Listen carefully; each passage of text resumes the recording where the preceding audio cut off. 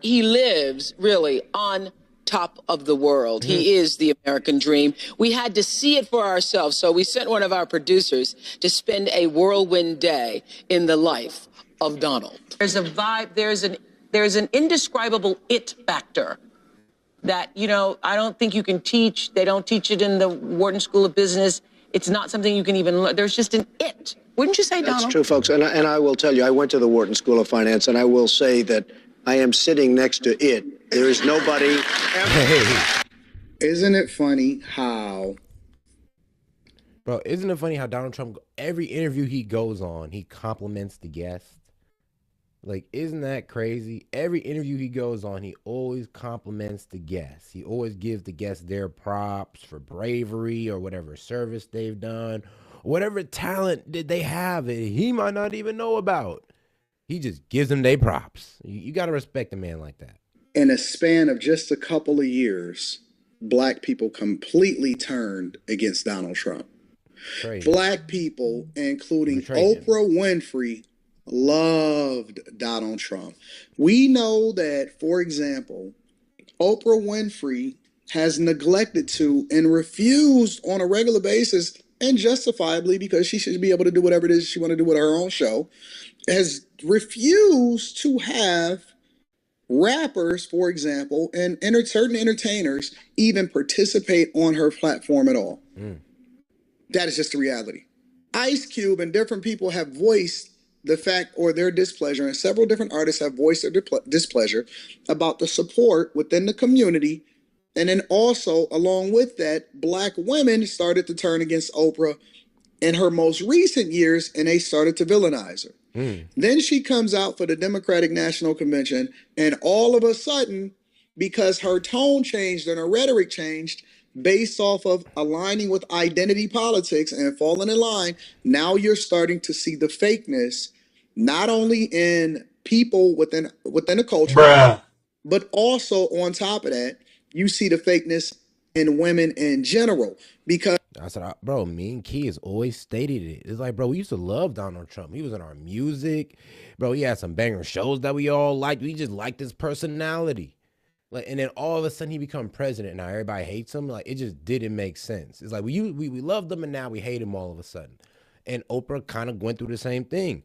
Think about it. She even went as far to having this man on her show and propping him up.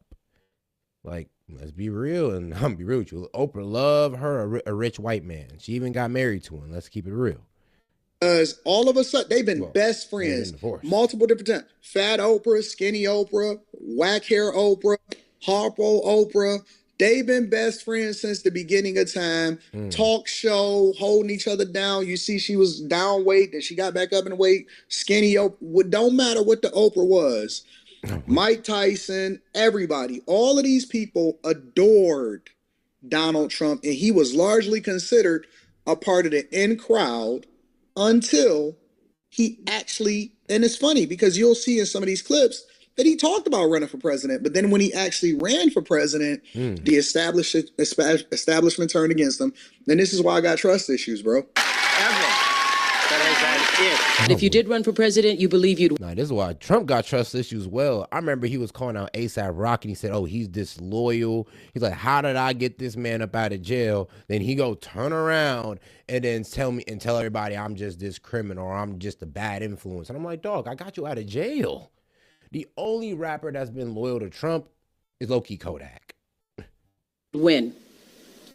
Well, I don't know. I think I'd win. I tell you what, I wouldn't go in to lose. I've never gone in to lose in my life. And if I did decide to do it, I think I'd be inclined. I would say that I would have a hell of a chance of winning because I think people, I don't know how your audience feels, but I think people are tired of seeing the United States ripped off. And I can't promise you everything, but I can tell you one thing. This country would make one hell of a lot of money from those people that for 25 years have taken advantage. It wouldn't be the way it's been. Do you have a vice presidential candidate in mind?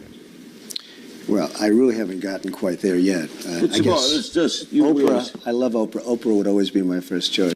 Wow. Isn't it funny?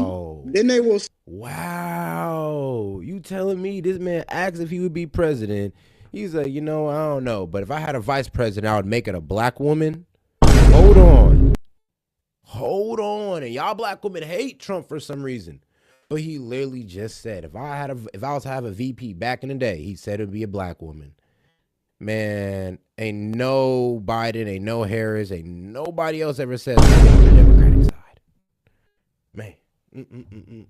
And he said it before it was a cool thing to say. He said it before it was even cool to say it. Man, Donald Trump is a trendsetter at this point. Say that he's always hated black people. One of the biggest supporter and promoters of the black community, and has always aligned himself with the black community forever, the entire time. Now you got the DLU Lees, the Ricky Smileys, and all of these people. He probably did more to help promote certain people within the black community than a lot of these people that's a part of the boule all of a sudden. Now, because listen, the one thing that we can say about Donald Trump is he's always been the same, regardless. He's been the same the entire time. He has not switched up. He has always talked about running for president. He's always talked about how he supported black people, always talked about how the United States of America was getting ripped off, always talked about how it is that we need to get harder on foreign countries that's taking advantage of the United States or whatever, always talked about how the establishment, his rhetoric, his tone, the way that he speaks, the mindset behind what it is that he's doing and why he's doing it has never changed, ever. But then all of a sudden he's racist. I'm so thankful that we live in a social media era where we can go back and we can pull up this footage and have a conversation about how this rocks out. Oprah, your competitor, right? Oprah's a competitor. You know what? I'll tell you, she's really a great woman, though. She is a terrific woman. She's somebody that's very special. I have not even thought about it. I guess we'll see. Donald Trump has released a book where he's published letters that he's received over And obviously, this is a more recent video right here, right? years. One of your letters is front and center. I heard about that. Okay, She used to write, think about this, y'all. That's what I'm saying. Really, nigga? Fakeness. It's like, use the right letters to bro, and now all of a sudden you're at the DNC talking about how he's the enemy, how he's baby Hitler and all this good stuff, and it's disingenuous. You had this man on your show hyping him up. He's been on other shows hyping you up. Like, where did the animosity come from? It's like, that don't even make no sense. She used to write letters to Donald Trump. Write letters, handwritten letters. Love that.